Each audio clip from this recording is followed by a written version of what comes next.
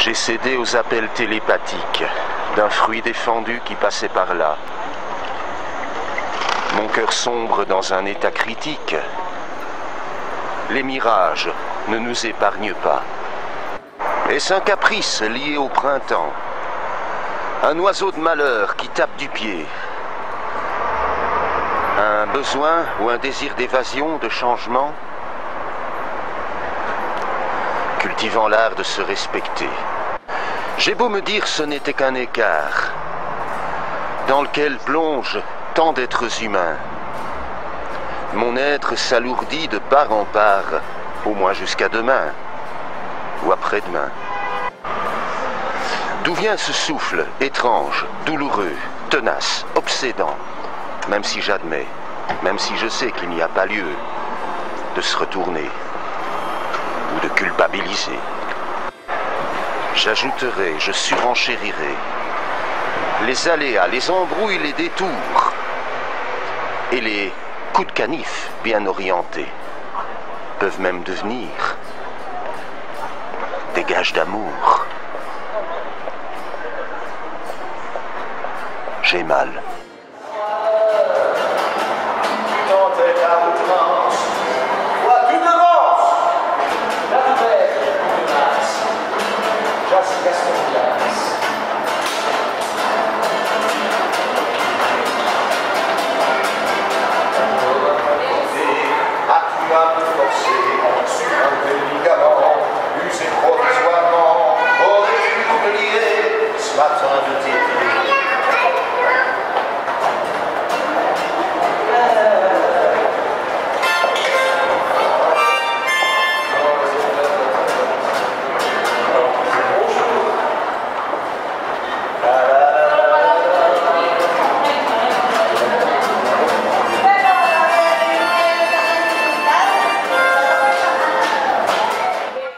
Alors, on a dit que le Hugues était multiple, hein, chanteur, mais il y a un autre Hugues qui m'intéresse aussi, c'est celui qui s'amuse à faire en partie ou complètement le chemin de Saint-Jacques de Compostelle et qui en fait une espèce de guide journalier, de guide de voyage que je trouve particulièrement intéressant. Alors tu pourrais m'en parler. D'abord, est-ce que tu as fait Compostelle? Je le fais.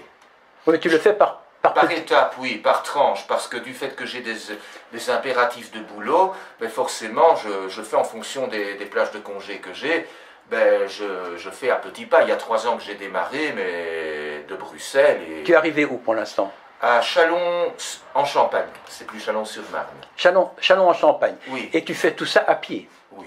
Voilà. Oui, mais je crois que tu es un grand marcheur, tu n'as pas de voiture. J'adore la marche. Hein. Oui, j'ai toujours adoré. On te voit partout, d'ailleurs, quand tu débarques quelque part, de la gare ou de n'importe quoi, tu es à pied avec ta guitare sur le dos. C'est une image que je retiens de toi. Bon, Saint-Jacques de Compostelle, tu le fais par petites étapes. Oui. Ce qui est amusant, c'est que dans tes écrits, on a vraiment, non, on n'a pas l'impression, on vit vraiment ce que tu vis au jour le jour.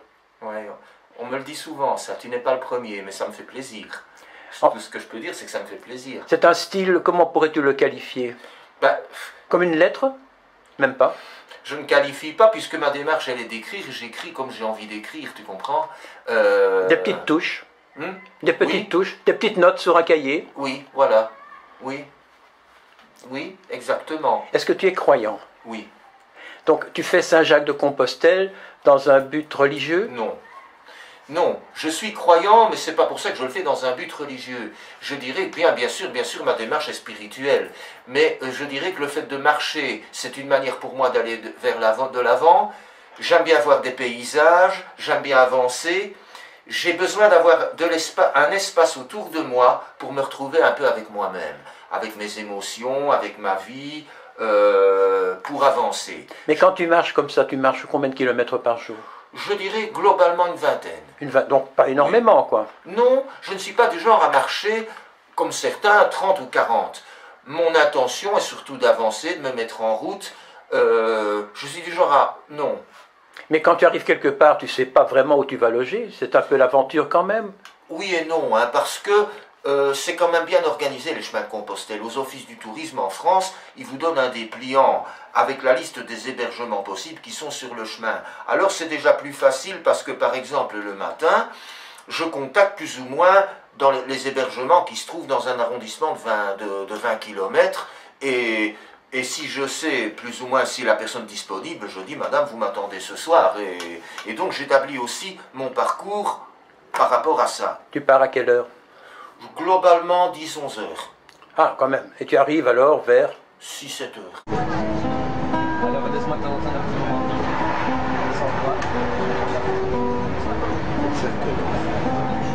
Les panneaux indiquent 8h15. Des ombres s'agitent avant les départs. Au buffet derrière mon déjeuner, un itinéraire est programmé.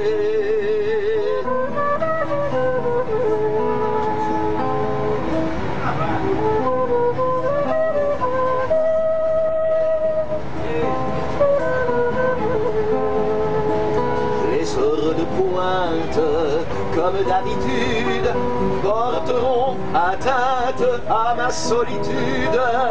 Il vaut mieux, je pense, partir au lointain, espérer, attendre, ne résoudrait rien.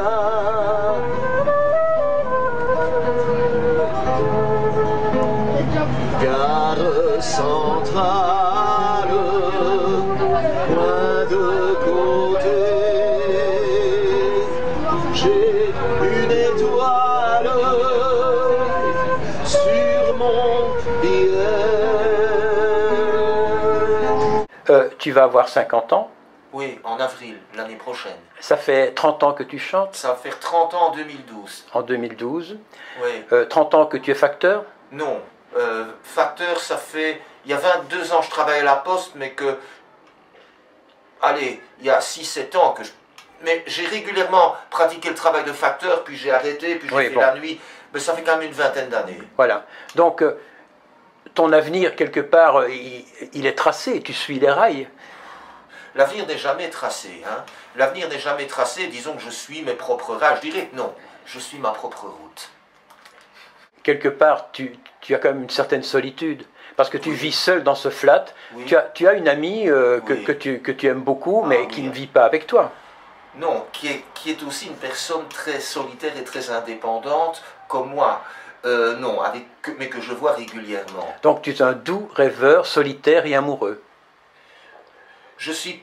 Écoute, tu me connais, il ne faut pas s'en cacher, j'ai toujours une propension à tomber très facilement amoureux, et je ne le cache pas, je suis un grand romantique. Et il y a beaucoup de femmes que j'aime, indépendamment de la femme avec laquelle je chemine et avec laquelle j'ai envie de cheminer, mais je n'ai pas peur de dire, il y a énormément de femmes que j'aime, et de qui je pourrais me dire, si ça s'était présenté, c'est peut-être avec elle que j'aurais cheminé. Et je n'ai pas peur de ça.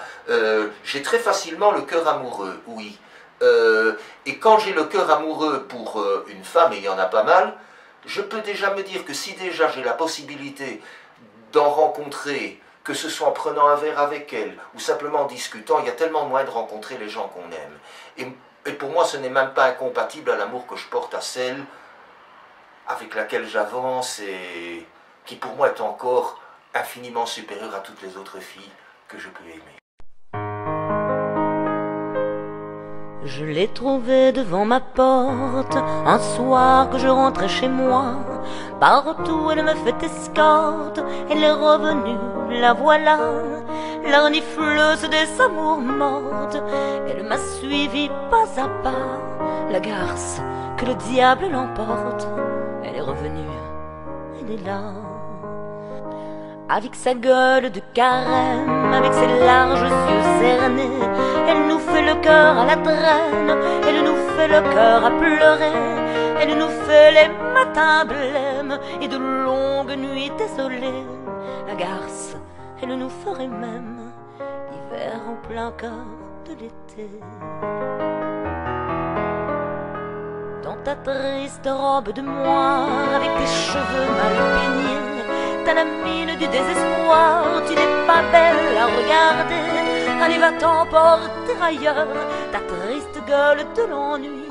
Je n'ai pas le goût du malheur, va donc voir ailleurs si j'y suis.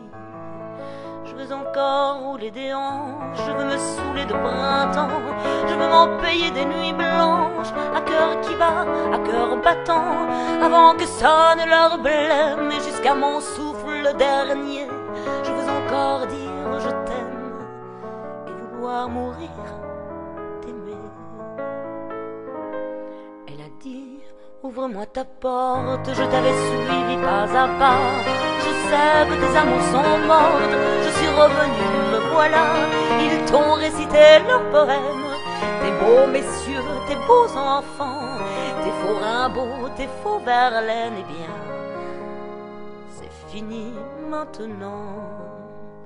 Depuis, elle me fait des nuits blanches, je l'ai pendue à mon cou, elle s'est enroulée à mes hanches, elle se couche à mes genoux. Partout, elle me fait escorte, et elle me suit pas à pas, elle m'attend devant ma porte, elle est revenue, elle est là. La solitude,